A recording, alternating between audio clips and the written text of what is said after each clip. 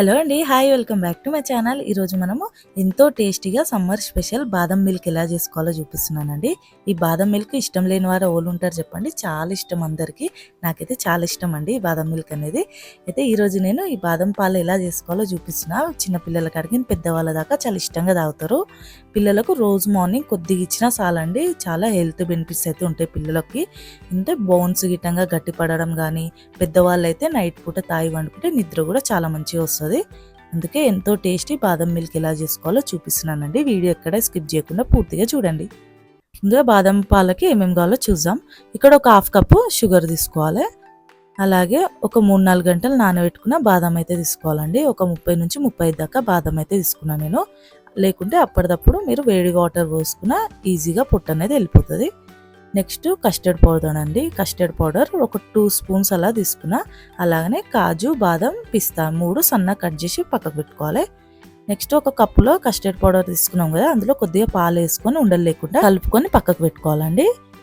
ఇలా ఇవే ప్రాసెస్ అండి, ఇంకేం అవసరం లేదు మనకి. ఈ కస్టర్డ్ పౌడర్ కూడా బయట అయితే చాలా ఎక్కువ ఇస్తారండి. మనము హెల్తీగా చేసుకోవాలంటే అసలు దీని బదులు కుంకుమ పువ్వు కూడా వేసుకోవచ్చు. లేకపోతే ఇది వేసుకుంటే, ఇది ఎందుకు వేసుకుంటారంటే మనకి బయట తాగిన టేస్ట్ రావాలంటే ఈ కస్టర్డ్ పౌడర్ అనేది వేసుకోవాలి.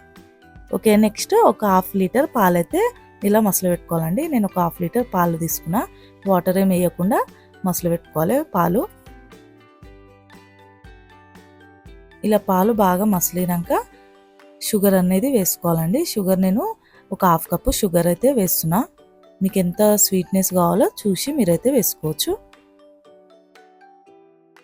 మరి ఎక్కువ స్వీట్ అనేది ఉండొద్దండి. నేను అందుకే ఒక 1/2 కప్పు షుగర్ అయితే వేసిన. ఒక 6-7 స్పూన్స్ అయితే ఉంటుంది.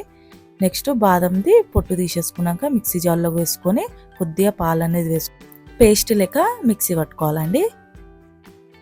ఇది మిక్సీ పట్టుకునే లోపు నెక్స్ట్ పాలలో ఈ కస్టర్డ్ పౌడర్ అయితే వేసుకోవాలండి. పాలలో కలుపుకొని పక్కకు పెట్టుకున్నాం కదా, ఇలా వేసుకొని కలుపుకోవాలి.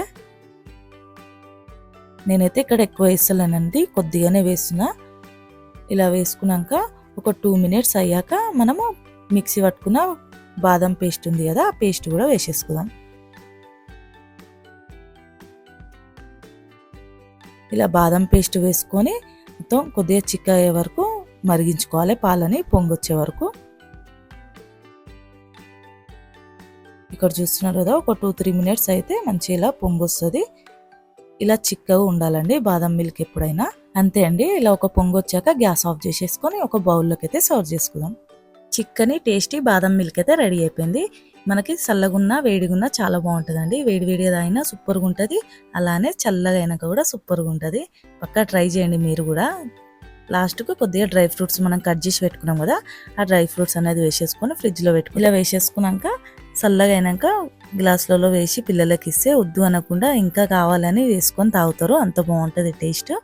మీరు కూడా ట్రై చేయండి. మీలో ఎంతమందికి ఈ బాదం మిల్క్ అనేది ఇష్టమో నాకైతే కామెంట్ చేయడం మర్చిపోకండి. ఇలాంటి సింపుల్ అండ్ క్విక్ రెసిపీస్ కోసం రజనీస్ కిచెన్ వరల్డ్ అనే ఛానల్ అయితే సబ్స్క్రైబ్ చేసుకోండి. చూశారు కదండి, సమ్మర్ స్పెషల్ బాదం మిల్క్ ఎలా చేసుకోవాలో చూపించారు కదా. మరొక మంచి రెసిపీతో కలుద్దామండి. బాయ్.